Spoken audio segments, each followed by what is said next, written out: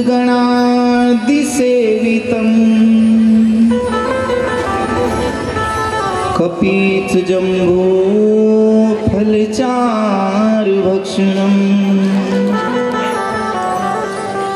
उमासुतं शोकविनाशकारम्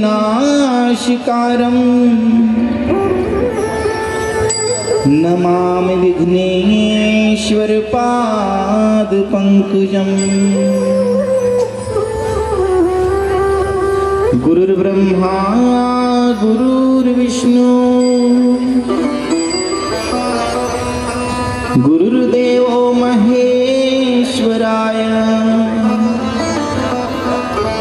गुरुर्साक्षात् परब्रह्म तस्मै श्री गुरुवे नमः। अतुलितबलधामं हेमशैलावदेहं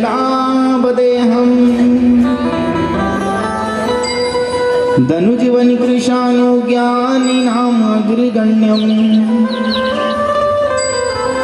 सकलगुणनिधानं वानराणामधीशं रघुपति प्रियभक्तं वातजातं नमामि। आदो ब्रह्मांड खंडे त्रिभुवन विवरे कल्पदासा कुमारी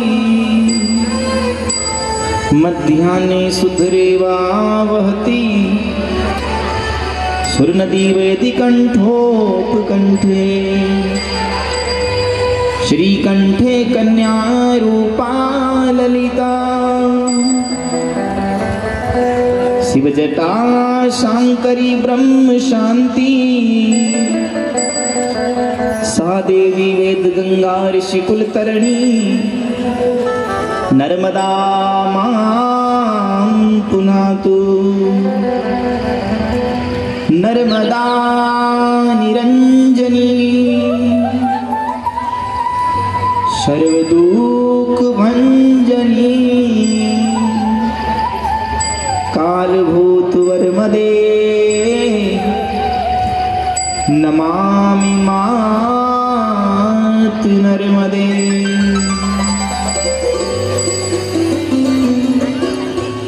पुण्य सलीला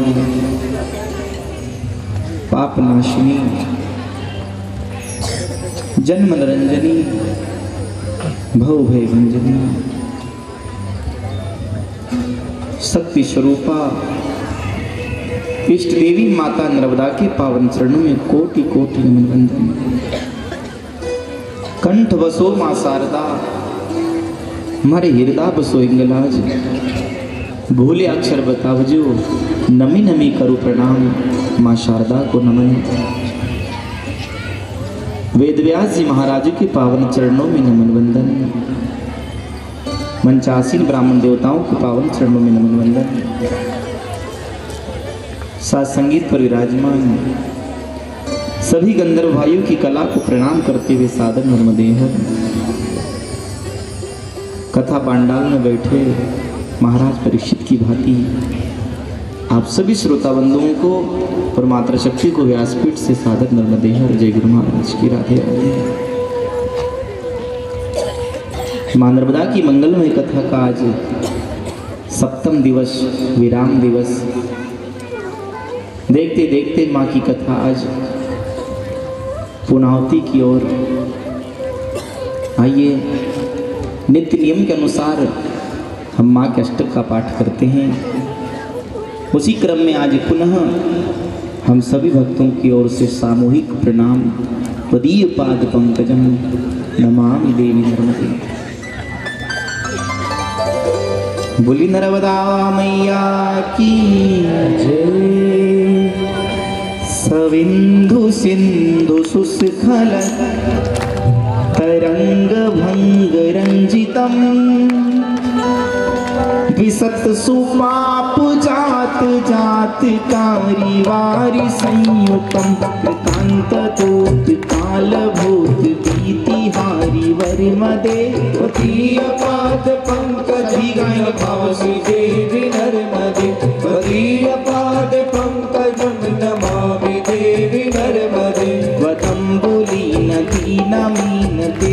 संप्रदायकं कलोमलोग भारि हारि सर्वतीर्थनायकं सुमच्छ कच्छ नक्र चक्र चक्रवाक शर्मदे त्वदीयपाद पंकजं नमामि देवि नर्मदे त्वदीयपाद पंकजं नमामि देवि नर्मदे महागंभीर नीरपूर पापधूत भूतलं वनत्समत्सपातिकारी दारितापदाचलं जगल्लये महामहे प्रखण्डो सूनु हरिमदे त्वदीयपाद पंकजं नमामि देवि नर्मदे त्वदीयपाद पंकजं नमामि देवि नर्मदे गतं तदेव मे भयं पथं विवक्षितं यदा प्रखण्ड सूनु सौनिकासुरारिषेवि सर्वदा पुनर्भवाप्ति जन्मजं भवाप्ति दुःखवर्मदे त्वदीयपाद पंकजं नमामि देवि नर्मदे त्वदीयपाद पंकजं नमामि देवि नर्मदे लक्ष लक्ष किन्नराम रासुरादिपूजितं सुलक्षणीरतीरधीर पक्षि लक्ष पूजितं वसिष्ठ शिष्ट पिप्पलादि कर्दमादि शर्मदे त्वदीयपाद पंकजं नमामि देवि नर्मदे त्वदीयपाद पंकजं नमामि देवि नर्मदे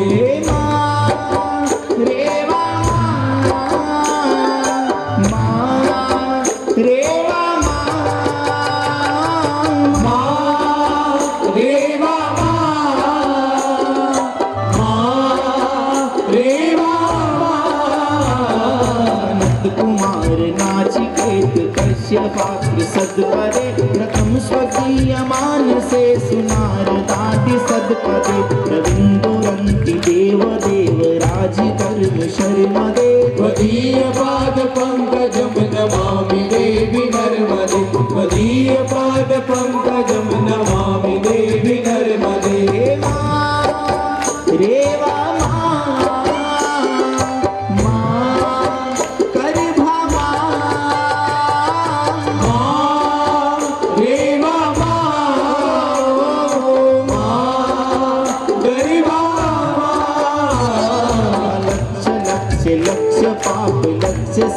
सायुधं तत् सुजीव जन्तु तन्तु भुक्ति मुक्तिदायकं विरञ्चि विष्णु शङ्करं स्वकीय धाम वर्मदे त्वदीयपाद पंकजं नमामि देवि नर्मदे त्वदीयपाद पंकजं नमामि देवि नर्मदे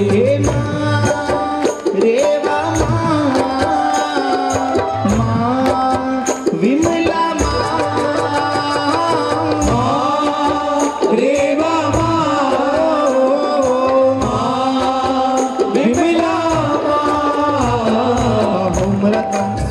श्रुतं महेश कैसि जातटे किरात सूत वाडवेषु खण्डिते सटेन ते दुरन्त पाप तापहारि सर्वजन्तु शर्मदे त्वदीयपाद पंकजं नमामि देवि नर्मदे त्वदीयपाद पंकजं नमामि देवि नर्मदे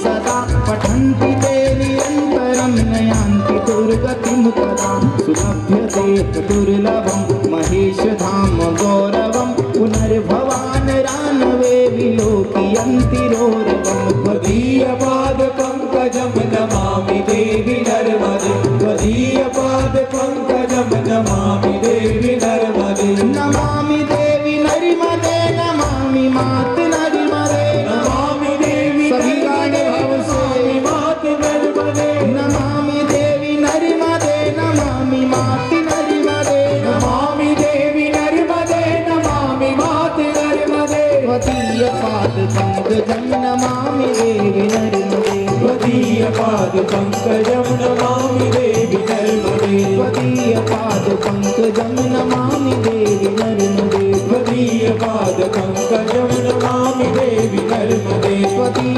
पाद पंकजं नमामि देवी नर्मदे त्वदीय पाद पंकजं नमामि देवी नर्मदे त्वदीय पाद पंकजं नमामि देवी नर्मदे त्वदीय पाद पंकजं नमामि देवी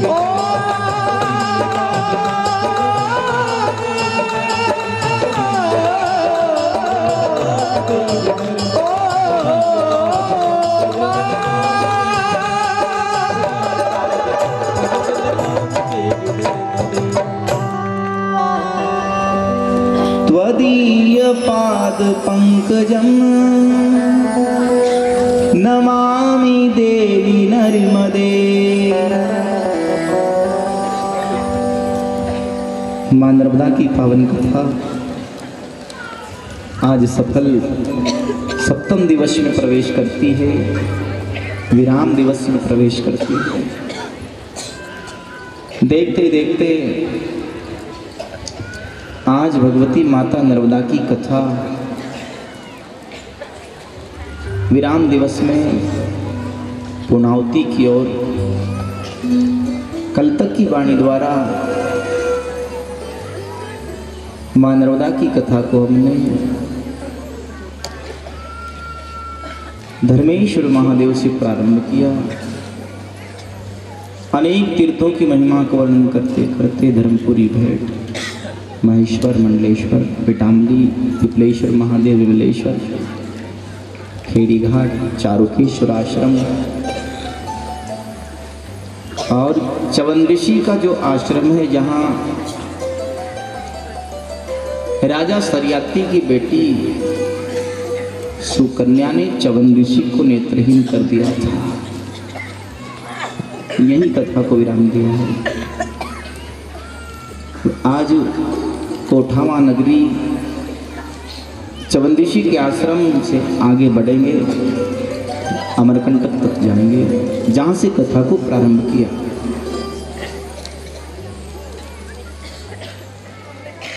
अपने इस चंचल मन को माता नर्मदा के चरणों में जोड़ने का प्रयास करेंगे, क्योंकि मन और मौसम कब बदल जाए कोई ठिकाना नहीं। जरा सी देरी थी,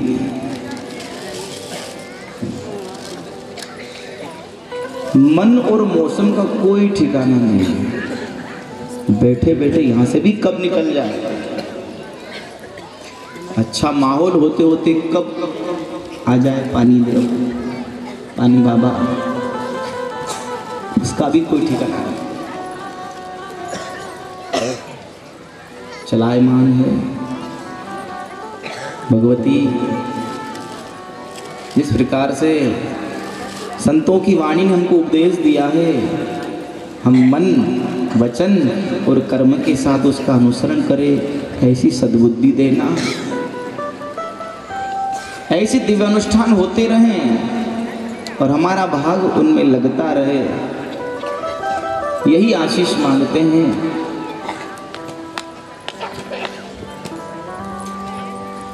कल कथा को विराम दिया चवन ऋषि के आश्रम कोठावा गांव से कुछ ही दूरी पहले, जहां राजा सरियाती अपनी रानियों के साथ में, छोटी सी कन्या थी, कन्या को भी लाया, जिसका नाम था सुकन्या। राजा रानियों के साथ में टहल रहे हैं और वही कन्या अपनी सखियों के साथ में जंगल मार्ग में निकल गई। भ्रमण करते करते एक मिट्टी की ढेरी आई और उस मिट्टी की ढेरी में एक चवन ऋषि बैठे थे।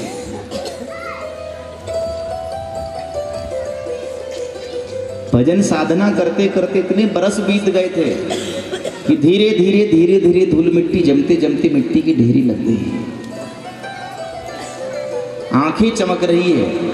उस कन्या ने इस दृश्य को देखा, मन में कुतूहल हुआ, मन में विचार कर रही कि मिट्टी की ढेर में दो चमकने वाली वस्तुएं कौन सी है, जबकि वो चवन ऋषि की आंखें हैं। कांटा उठाया और कांटा चुभो दिया। जैसे कांटा चुभोया, रक्त निकला, नेत्रहीन हो गए। रक्त निकला, कन्या घबराई, पिताजी को आवाज लगी, माँ पिताजी पिताजी जल्दी आओ। माता पिता ने कन्या की आवाज सुनी, दौड़े दौड़े आए, देखा तो मिट्टी की ढेरी से रक्त निकल रहा है।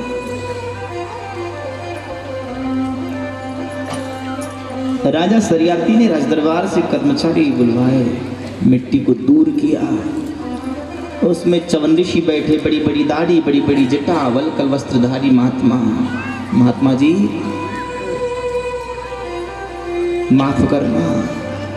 जैसे महात्मा जी ने राजा के मुखारविंद से शब्द सुने, क्रोध में आ गए, मेरी तपस्या को भंग कर दी है, मुझे नेत्रहीन कर दिया है, और अब कह रहे हो कि माफ करना।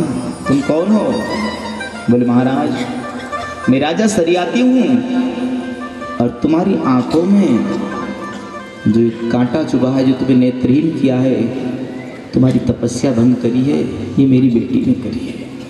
नादान कन्या है, सखियों के साथ टहल रही थी, मिट्टी की ढेरी में आपकी दो आंखें ऐसी चमक रही थी मानो कोई वस्तु हो। इसके मन में कोहतल हुआ और कांटा चुभाया। महात्मा जी श्राप मत देना, मेरी बेटी छोटी है, आप हमारे राजदरबार में चलो, आपकी खूब सेवा होगी।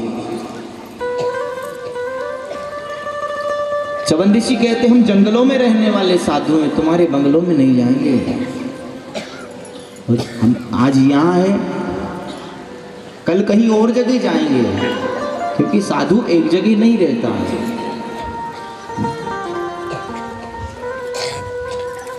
बहता पानी निर्मला, रोके तो गंदला होए। बहता पानी निर्मल रहता है, बहता पानी निर्मला, रोके तो गंदला होए, और साधु तो रमता भला, जिनका पल्ला पकड़े न कोई। भ्रमण करते रहते महात्मा जी। जब सिद्धियां प्राप्त हो जाती है, भक्ति प्राप्त हो जाती, तभी वो अपना एक जगह आसन लगा के रहते हैं। बोले हम तुम्हारी सेवा के लिए कुछ राजदरबार से कुछ दास सेवक पहुंचा दे। बोले हमें वो भी आवश्यकता नहीं है, हमें कोई दास की आवश्यकता नहीं है। तो महाराज मेरी बेटी को माफ करना, श्राप मत देना। राजा सरियाती ने अपनी बात रखी महात्मा के समक्ष। वही चवन ऋषि महात्मा आज कह रहे हैं कि मेरी तपस्या भंग की है, इस पाप से बचना है, और मुझे नेत्रहीन किया है, इस पाप से बचना है। तो एक काम करो, मुझे वचन दो, जो मांगो वो देना पड़ेगा तुमको। राजा ने कहा मैं वचन देता हूं, तुम जो मांगोगे वो दूंगा। महात्मा जी ने क्या मांगा? राजन मेरे श्राप से बचना है, मेरी तपस्या भंग की, इस पाप से बचना है, तो जिस बेटी ने मुझको नेत्रहीन किया है, तुम्हारी बेटी का विवाह मेरे साथ कर दो। राजा ने शब्द सुने, पीपल के पत्ते की भांति कांप गए। बड़ी बड़ी दाढ़ी, बड़ी बड़ी जटा, वृद्ध अवस्था है, और मात्र 12 से 13 वर्ष की नादान कन्या है, जिसका नाम है सुकन्या। पर राजा ने वचन दे दिया था, प्राण जाए पर वचन न जाए। महात्मा जी जो मांगोगे वो दूंगा। अब राजा वचन में बंधे, हाँ किया, बेटी का विवाह तय हुआ। क्या विधाता के लेख देखो, वृद्ध अवस्था है, आंखें नहीं है, नेत्रहीन हो गए, और 12 से 13 वर्ष की सुकन्या पर वचन दे चुके थे, विवाह रचाया। माता पिता बहुत विचार कर रहे हैं, विलाप करते हैं कि फूल जैसी मेरी बेटी जो महलों में पली बड़ी है और आज जंगलों में रहेगी, किस प्रकार से अपना जीवन यापन करेगी। और ये विधाता के लेखे महाराज, वो किसका जोड़ा किसके साथ में, कब किसके साथ क्या होगा, ये वो परमात्मा जानता है। विधि विधान के साथ बेटी का विवाह किया, और विदाई की घड़ी आई, विदाई का समय आया। उस समय राजा और रानी की आंख में आंसू आ गए महाराज कि बेटी ये परमात्मा की कृपा है, जो तेरा पति है ना वही परमेश्वर है। सुख और दुख जीवन का एक चक्र की भांति चलता रहता है। मन में कोई मलाल दुख मत पालना कि मेरी नादान अवस्था है। और मेरे माता पिता ने जो एक राजा रानी थे एक बूढ़े चवन ऋषि के साथ मुझको जंगल में ब्याह दिया, किसी राजघराने में मुझे ब्याहते बेटी, ऐसा मन में मलाल दुख मत पालना, ये तो कर्म की गति है। हो सकता है तेरा जीवन महात्मा के साथ में खुशी से और आनंद से व्यतीत हो। राजा रानी खूब रोने लगे महाराज, क्योंकि ये बेला एक ऐसी होती है, विदाई की बेला, जहाँ एक माता पिता बच्चों की सगाई से लेकर विवाह तक बड़े उत्साहित होते हैं। बेटी की सगाई हो गई है, बेटी की सगाई हो गई है, फिर विवाह निकालते हैं और आनंद की बस महीने 2 महीने बाद विवाह है,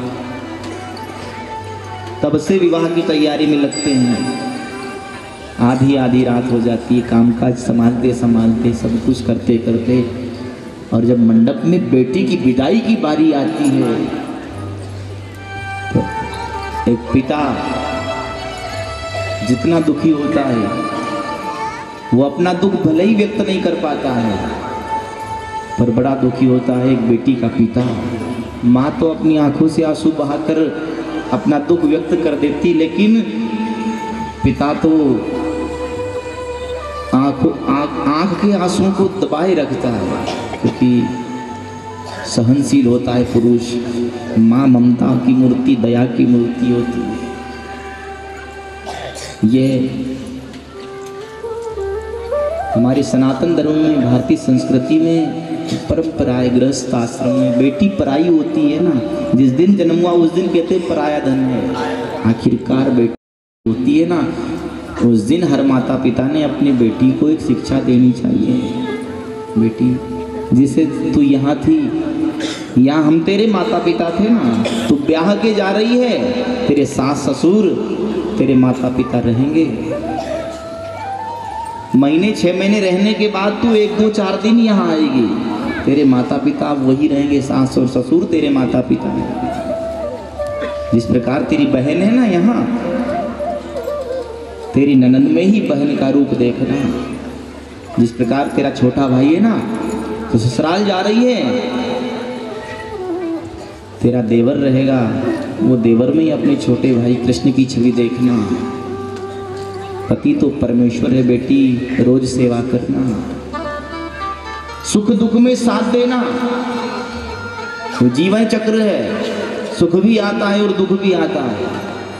माताएं आप काले मोती पहनते हो, क्यों पहनते काले मोती? और काले मोती के बीच में सोने का भी मोती आता है, वो गोल होता है। ये काले मोती उसी दिन धारण होते हैं जिस दिन लग्न होते हैं, और लग्न मंडप में पंडित विधिदान के द्वारा काले मोती पहनवाते हैं और कहते हैं कि काले मोती काले दुख के बादल हैं, इनसे घबराना मत, ये धीरे धीरे धीरे पार होंगे, फिर सुख आएगा। और सुख में ज़्यादा फिर सुखी भी मत होना, खुशी भी मत होना। जीवन में न तो ज़्यादा दुख मनाना है और न ज़्यादा सुख मनाना है। माल्या में काले मोती भी पिने हुए हैं और फिर एक मोती सोने का आया, वो गोल है। वो काला मतलब दुख है, वो दुख धीरे धीरे धीरे धीरे पार होता है, फिर मोती आता है सोने का, वो गोल होता है। उसमें ज़्यादा अपन को खुशी भी नहीं होना, क्योंकि आगे फिर काले आ रहा है, फिर दुख आ रहा है। फिसल पड़ेंगे, गोल मोती है, फिसलेंगे तो इधर भी दुख है उधर भी दुख है। उसके बाद भी फिर समय ऐसा आता है, आखिरकार वहाँ से लगाकर धीरे धीरे धीरे धीरे दुख और सुख को पार करते करते सोने का पिंडल आ जाता है, उसका जीवन संघर्ष में पार हो जाता है। वहाँ तक आना है महाराज, बीच में हमको किसी प्रकार की उलझनों में नहीं पड़ना है। ये काला मोती सुख और दुख का कहा है। सुख सोना स्वर्ण, उसको शुभ भी कहा है, और पाप की कमाई में कलयुग का भी वास है। पाप की कमाई का जो सोना लाते हैं हम, उसमें कलयुग का वास है। द्यूतम पान मिस्त्रिया सुना यत्रा धर्म से चतुर्विधाम, कलयुग का वास 4 में बताया है। जुआ, सट्टा, शराब, व्यभिचार और सब स्थान गलत थे, तो कलयुग ने एक अच्छा स्थान मांगा था, तो कहा जा तेरा सोने में वास हो। तो सोना जो नई कमाई से कमाया सोना रहता है, वो तो लक्ष्मी का ही रूप कहा है, शुद्ध है, सरल है। पर पाप की कमाई का कमाया सोना जिसमें कलयुग का वास होता है, फिर वो मानव को दुर्व्यसनों की ओर ले जाता है। बेटी को शिक्षा देना, सुख और दुख चलता है, कभी किसी प्रकार का दुख मत पालना। दुख आया है, सुख भी आएगा, सुख है तो फिर वापस दुख आएगा, इस बात को भी ध्यान रखना है बेटी। और कभी अपने मायके की बड़ाई ससुराल में मत करना। कभी अपने भैया भौजाई की बड़ाई, अपने धन की, अपने सोने चांदी की, जो भी मायके में व्यवस्था है, इन व्यवस्थाओं की बात चर्चा ससुराल में मत करना। जो बेटी अपने माता पिता की, अपने भैया भौजाई की, अपने मायके की, अपने पियर की सुख सुविधा की बड़ाई ससुराल में करती है, वो कभी सास ससुर का और ससुराल का सुख नहीं प्राप्त कर सकती। मायके की बड़ाई ससुराल में न करें और ससुराल की निंदा मायके में न करें। बेटी विदा होती है तो माता पिता नम हो जाते हैं आंसू से, नम आंखों से बेटी को विदा करते हैं महाराज। आज राजा सरियाती ने भी अपनी बेटी को विदा किया तो आंखों में आंसू आ गए। रानी भी कहती बेटी डब डब भरिया माता जीरा नैन, पिता जीरा नैन, बेटी तो 40 सासरिये। डब भरिया माता जीरा नैन, पिता जीरा नैन, बेटी तो 40 सासरिये। डब डब भरिया माता जीरा नैन, पिता जीरा नैन, बेटी तो 40 सासरिये। डब डब भरिया माता जीरा नैन, पिता जीरा नैन, बेटी तो 40 सासरिये। ओ माता जी की प्यारी बेटी, पिता की दुलारी। माता जी की प्यारी बेटी, पिता की दुलारी। ओ माता जी की प्यारी बेटी, पिता की दुलारी। माता जी की प्यारी बेटी, पिता की दुलारी। भैया की प्यारी प्यारी बहन, भरी आया नैन, बेटी तो 40 सासरिये। भैया की प्यारी प्यारी बहन, भरी आया नैन, बेटी तो 40 सासरिये। भैया की प्यारी प्यारी बहन, भरी आया नैन, बेटी तो 40 सासरिये। भरी आया नैन, बेटी तो 40 सासरिये।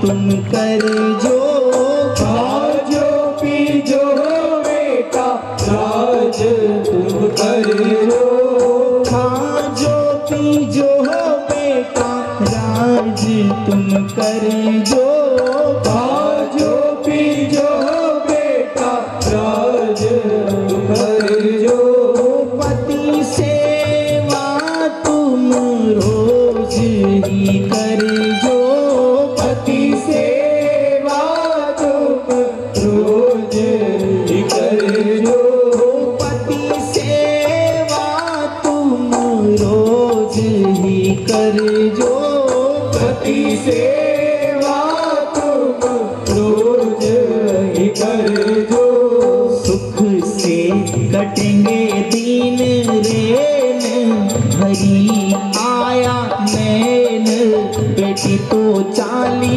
सासरिए, सुख से कटेंगे दिन रेन भरी आया नैन, बेटी तो चाली सासरिए, डब डब भरिया माता जीरा नैन, पिता जीरा नैन, बेटी तो चाली सासरिए, डब डब भरिया माता जीरा नैन, पिता जीरा नैन, बेटी तो चाली सासरिए,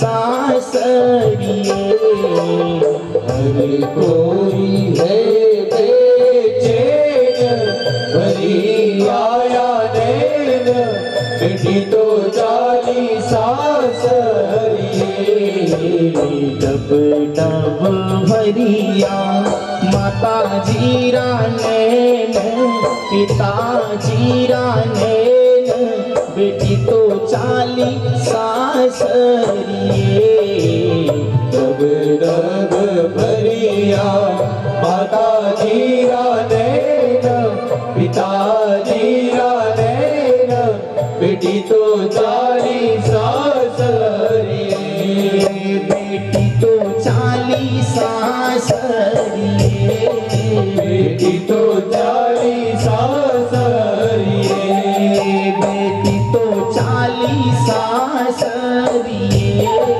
बेटी तो जाली सासरिए। राजा सरियाती ने अपनी फूल के समान बेटी को एक बूढ़े चवन ऋषि के साथ ब्याह दिया, वचन दिया था प्राण जाए पर वचन न जाए, संकल्प लिया था महात्मा जी जो मांगोगे वो दूंगा। धन्य कहेंगे बेटी के भाग को। माता पिता ने संस्कार दिए थे ना, पति परमेश्वर बेटी सुख दुख का संसार है, ये मत सोचना कि तेरे माता पिता राजा है और राजघराने वाले किसी राजघराने में ही संबंध करेंगे, ये विधि का विधान है। बेटी का विवाह हुआ, विदाई हुई। च्यवन ऋषि बूढ़े हैं, नेत्रहीन है, खूब सेवा करती पति की। नर्मदा किनारे निवास करने लगे। रोज नर्मदा मैया का जल लाना, पति को नहलाना, चरण सेवा करना, ऐसा करते करते समय बीता। सूर्य भगवान के 2 पुत्र अश्विनी कुमार साधु वेश धारण करके आए। यही 12 वर्ष की नादान कन्या सुकन्या च्यवन ऋषि की ऋषि पत्नी नर्मदा मैया के जल में जल भरने के लिए गई। सामने साधु वेश में अश्विनी कुमार आ गए। बोले देवी, तुम बूढ़े च्यवन ऋषि की पत्नी हो? बोले हाँ। बूढ़े च्यवन ऋषि के साथ तुमको कौन सा सुख प्राप्त होता हुआ? तुम्हारी नादान अवस्था है, युवावस्था है अभी,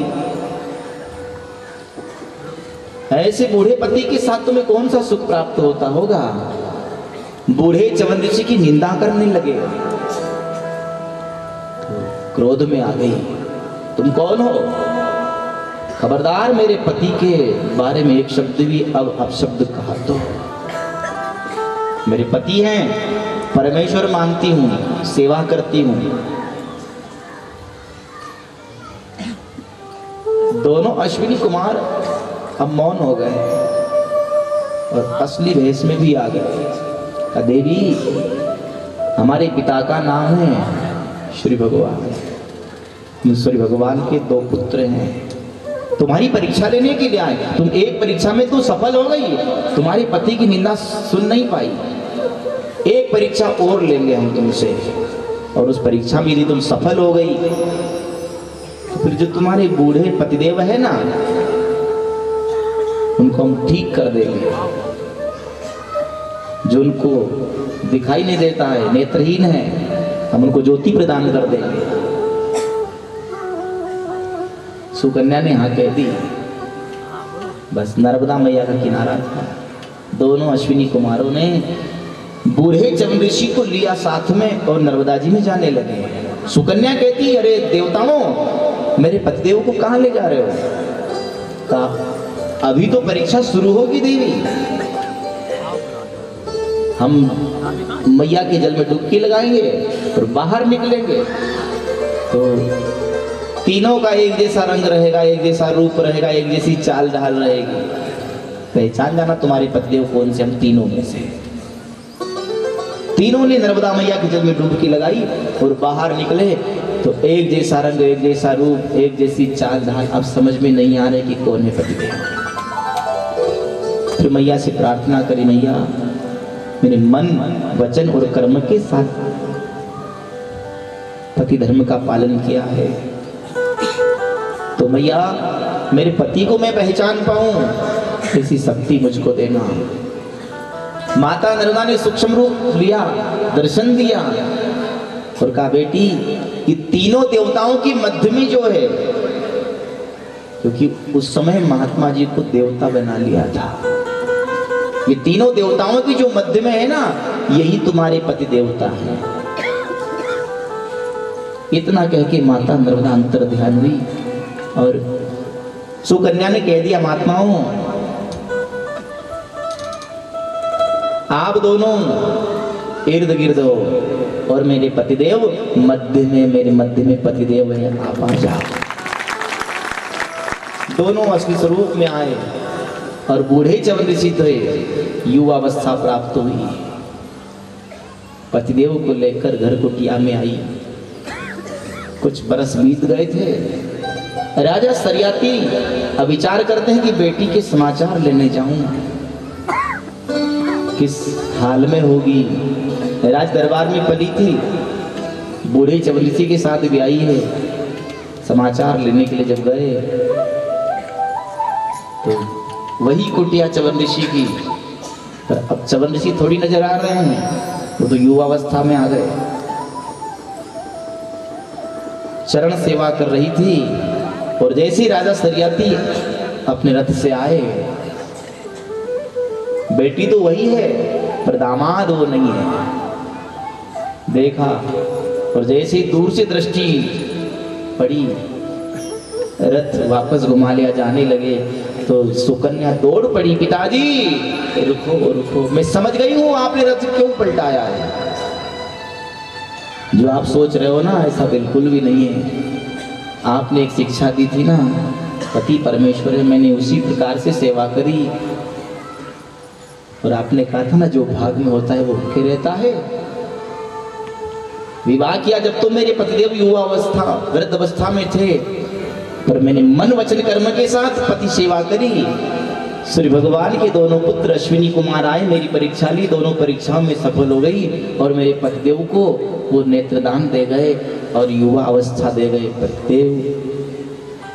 पतिदेव की सेवा में मुझको ऐसा फल मिला है पिताश्री, आप अन्यथा मत लेना।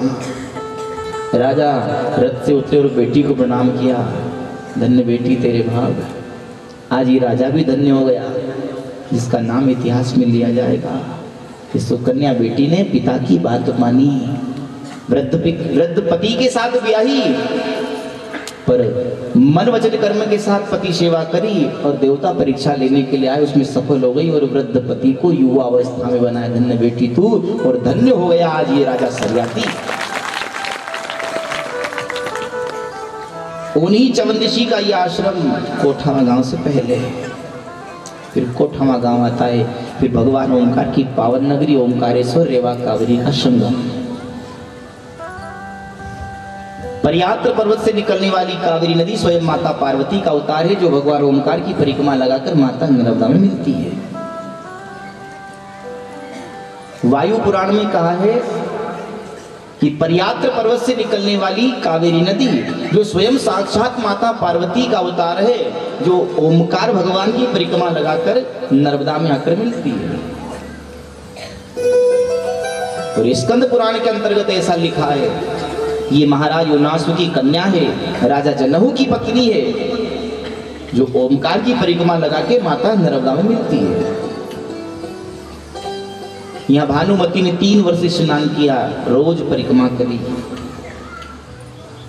पास में ऋण मुक्तेश्वर महादेव है, यहाँ सोना चढ़ाने का विशेष महत्व था पहले, अब चने की दाल चढ़ाई जाती है। ऋण मुक्तेश्वर महादेव ऐसा कर्जदार व्यक्ति जिसके ऊपर कर्ज हो, घर में लक्ष्मी आती है टिकती नहीं है और बरकत नहीं रहती घर में, ऐसा कर्जदार व्यक्ति रेवा कावेरी के संगम में स्नान करता है।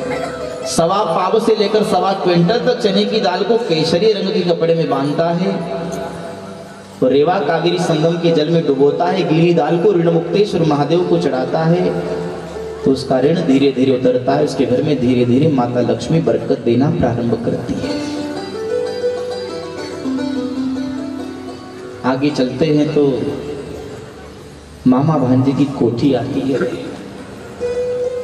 बड़ी सी कोठी, बड़ा सा शिवलिंग पहले पारदर्शक हुआ करता था, आज काला पड़ गया है।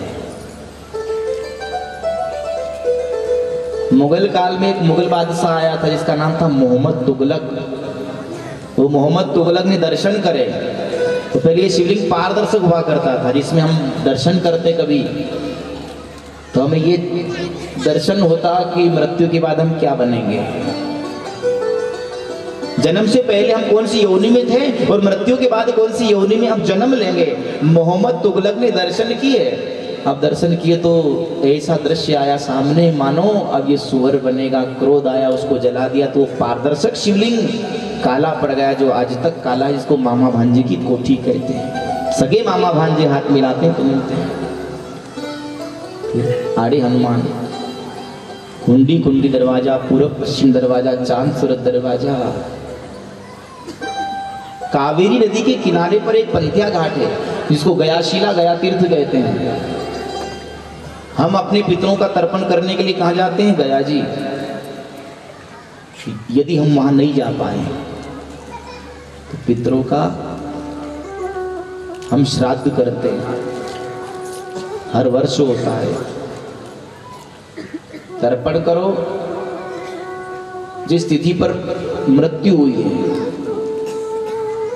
वही तिथि आती है 16 दिन के 16 श्राद्ध में। तो पहला 16 श्राद्ध आया, फिर दूसरा 16 श्राद्ध, तीसरे 16 श्राद्ध में उस तिथि पर उनके निमित्त ब्राह्मण भोजन करा के पिंडदान तर्पण करके काली तीर में निमंत्रण देके पितरों को हम ले जाते हैं गया जी, गया तीर्थ।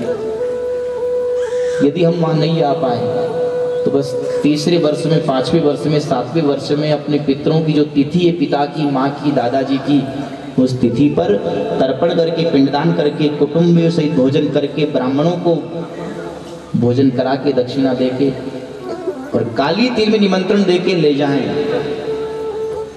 तो गया जाओ तो वहां भी जाओ, जा सको तो, और नहीं तो फिर वहां नहीं जा सको तो फिर ओमकारेश्वर पवित्र स्थान है गयाशिला, गया तीर्थ, जो द्वापर युग में 5 पांडवों में से भीम दादा इस बड़ी सी शिला को गयाजी से उठा के लाए थे। तो तर्पण किया अपने पूर्वजों का, स्वयं पांडवों ने अपने पितरों का तर्पण गयाशिला में किया है, जिसका नाम है पंथिया घाट। दुर्वासा ऋषि ने अपने पितरों का तर्पण यहाँ किया है। तो हम भी काली तीर में निमंत्रण देकर जो भी पंडित ब्राह्मण देवता अपने को सामग्री बताते वो सामग्री के साथ जाएं और तर्पण करके पिंडदान करके पितरों को कहना कि अब आप यही तीर्थ में निवास करो और हमें आशीर्वाद देते रहना। ऐसे भाव से यहाँ करे तो वही लाभ हमको यहाँ मिल जाता जो गया तीर्थ गया जी में मिलता है। उसके बाद ओमकारेश्वर के 3 नाम है,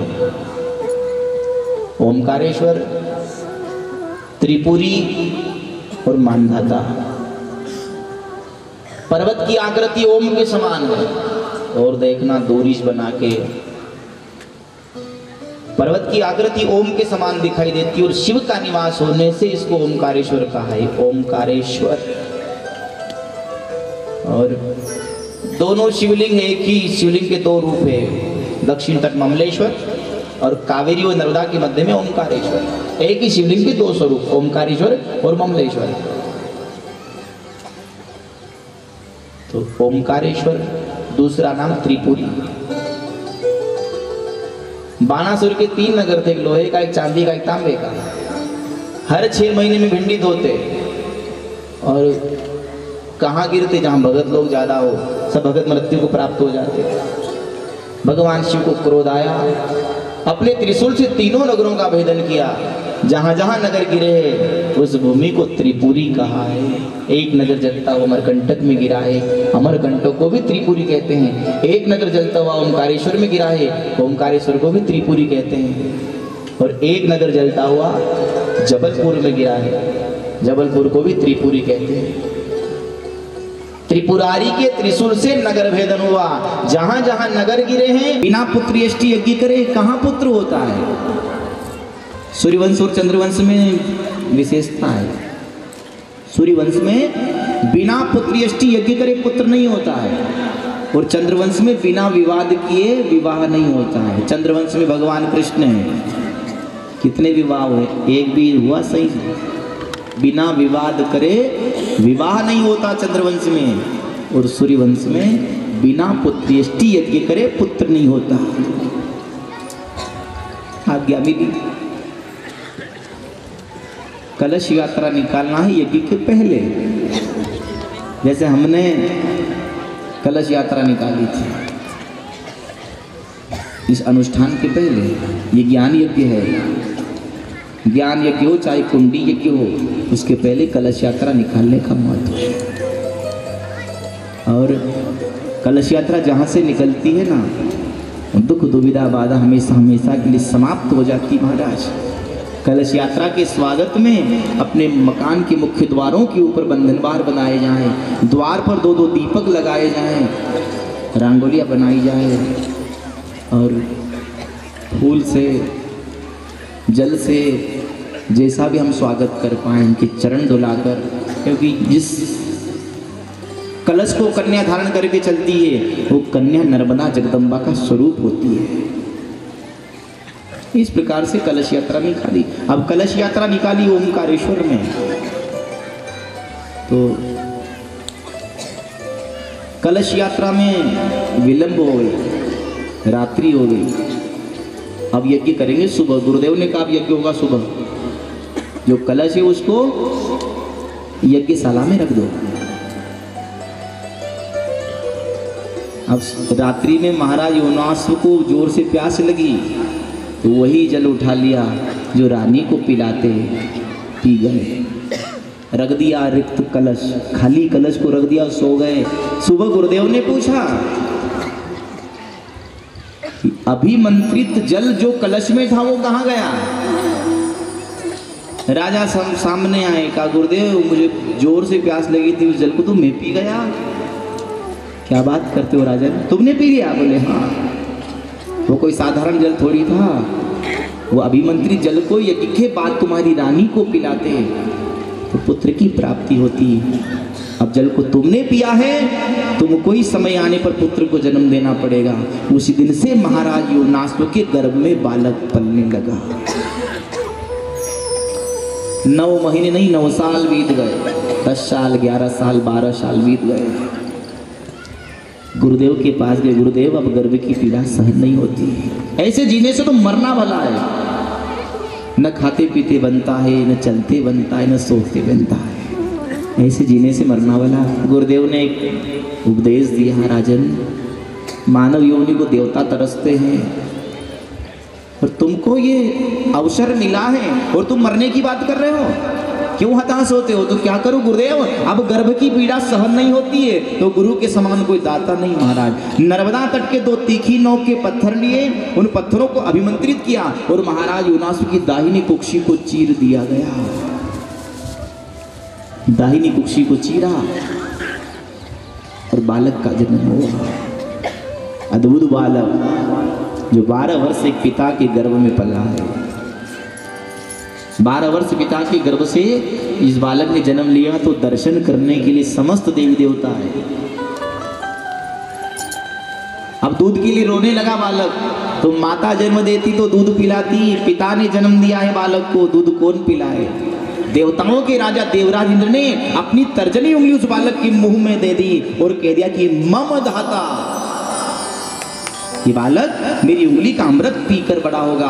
मम धाता के नाम से ये बालक का नाम मानधाता हुआ और उसी मानधाता राजा ने ओंकारेश्वर को अपनी राजधानी बनाई थी, तभी से इसका नाम मानधाता हुआ है। और पांडवकालीन मंदिर है हमारा, स्थापना तो पहले हो गई थी, मंदिर बाद में बना। भगवान ओंकार की जो परिक्रमा करता है वो शिव भगवान की भक्ति को प्राप्त करता है। 33 कोटि देवी देवताओं का अंशरूप से ओंकारेश्वर में वास है। 1,67,00,000 तीर्थ हैं। राजा इंद्रद्युम्न ने यज्ञ किया, देवता प्रसन्न हुए, गंधर्व प्रसन्न हुए, पितृ प्रसन्न हो गए, जाने लगे और कहा मांग लो क्या चाहिए। राजा इंद्रद्युम्न ने कहा मैं मेरे लिए कुछ नहीं मांगता हूँ, देना चाहते हो तो संसार के लिए दे जाओ। क्या बोले, आज आप आए हो ना मेरी यज्ञशाला में, तो 33 कोटि देवी देवता इसी ओमकारेश्वर में अंशरूप से विद्यमान हो जाओ। सभी देवताओं ने कहा तथास्तु। तभी से अंशरूप से ओमकारेश्वर में सभी देवी देवताओं का वास हुआ है, जो प्रथम पूजनीय हो गया ओमकारेश्वर की। बोलो ओमकारेश्वर भगवान की जय, नर्मदा मैया की जय। हम ओमकार जी नहावन क जावांगा, माई रेवा में डुबकी लगावांगा, ओ माई रेवा में डुबकी लगावांगा, भोला शंकर का दर्शन पावांगा।